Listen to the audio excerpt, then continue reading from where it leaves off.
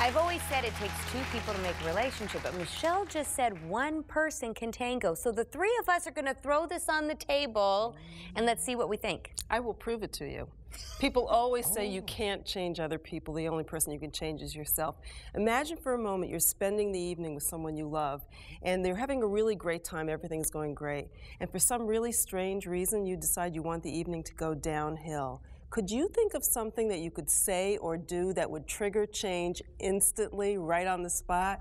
No. Yes. You know, lots of people say, I know in my marriage, if Jim and I are in the car and he's driving and we're having a great time, if I want to affect a change, all I have to do is comment on his driving, and I know how to do it every single time. That's right. And that's what people say. I know how to push his button. I know how to push her button. Then I say, freeze that image. Because if you know how to push your spouse's button in a negative way, you can learn how to push your spouse's button in a positive way. Okay, but now therapist to therapist. Yes. The positive buttons are not used enough for people to get frequently responding in that way. So we push a positive button, and we're coaching people to do this, and they go, what is this? Okay, so then you push it another time, and they go, this ain't real. And it takes a long time for them to believe that there's something really behind that, rather than just, is this a manipulation? What do you want, right? Because we know when the negative button's pushed, we know it happens because it's right there, because there's a feeling of hurt attached to it over and over again, right? And that feeling of well-being doesn't come out of the feeling of hurt very quickly. Okay. I don't know, maybe the people in my office are a little bit different, but I think everyone loves to be acknowledged and appreciated. And when people make that shift from pushing that negative button to saying, you know, I really appreciate that you got up early with the kids, or I really appreciate that meal you made, people really love that. But what I love about what you're saying, and you need to hear this, is you can start the ball rolling. You see, you can. I don't think you can eventually fix it all just by yourself. But if someone's got to start. Right? Because you know, in the work we're doing, one's ready to work and the other one isn't. And then 2 weeks later, it's the other way sometimes, right? You know, Dave, you and I are going to have some disagreements here. We'll keep it brief. Well, you know, I work mostly with couples who are teetering on the brink of divorce, and one person simply will not come into therapy because they're separated, or there's an affair, or they're just not interested. And so I work with the one person who's highly motivated. That's correct. And I really help them to shift their way of thinking about how they're approaching the situation. And relationships are such that if one person truly changes his or her approach, the relationship is going to change. Now, I'm right with you. Okay, I'm right with you. Sorry, Christie, but we're having a go. All here, right. Okay? I'm right with you, except that at some point, I challenge the reluctant partner to say, would you give me 6 weeks?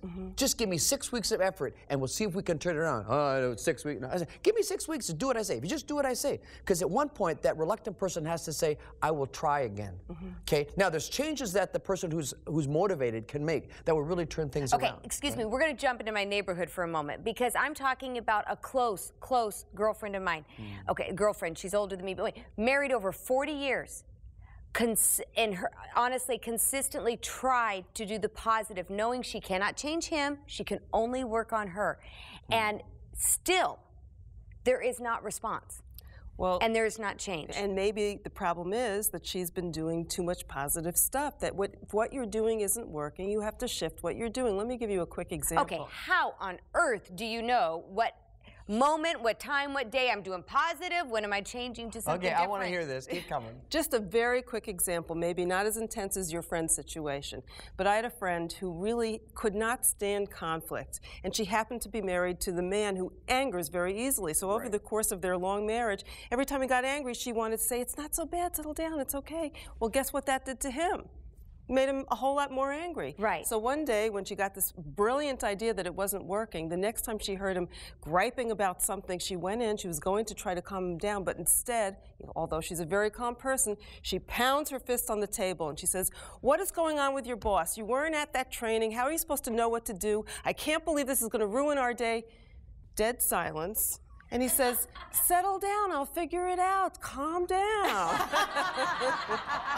True story. Because the pattern has been completely disrupted. Exactly. And that's what your friend needs to do. She needs to figure out what she hasn't done before, because what she's doing isn't working. And I have to admit, I'm not the therapist, but I did challenge her that something that I've learned recently is that whatever pattern is happening in your relationship, it takes two people to make a pattern. So in other words, you say he's angry, he's whatever, But what are you doing that allows him to keep having those outbursts? You see, I convinced her.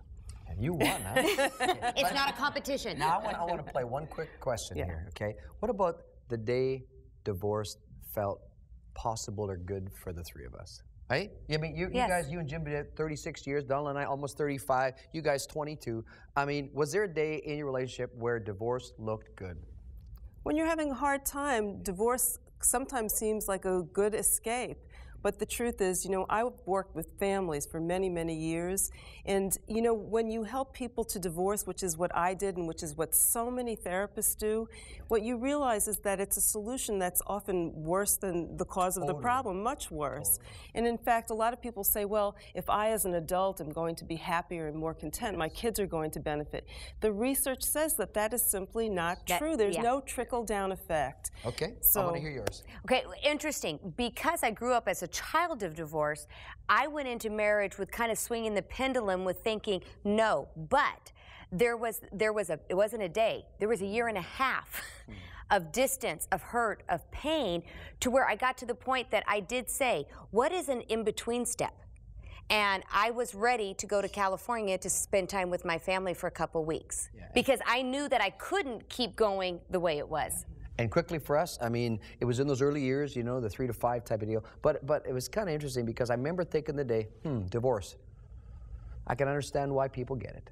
And so if you're there and you're frankly wondering whether it's a good idea and whether others have thought it, you're thinking it, listen, we all at different times. I mean, we worked it through. We got a legacy of victory, and we're not slamming those who've been through divorce. But if you're teetering, don't pull the plug yet. Stay with us. We got one more segment that's going to help you more and more and more, and it'll be worth the fight. Stay with us.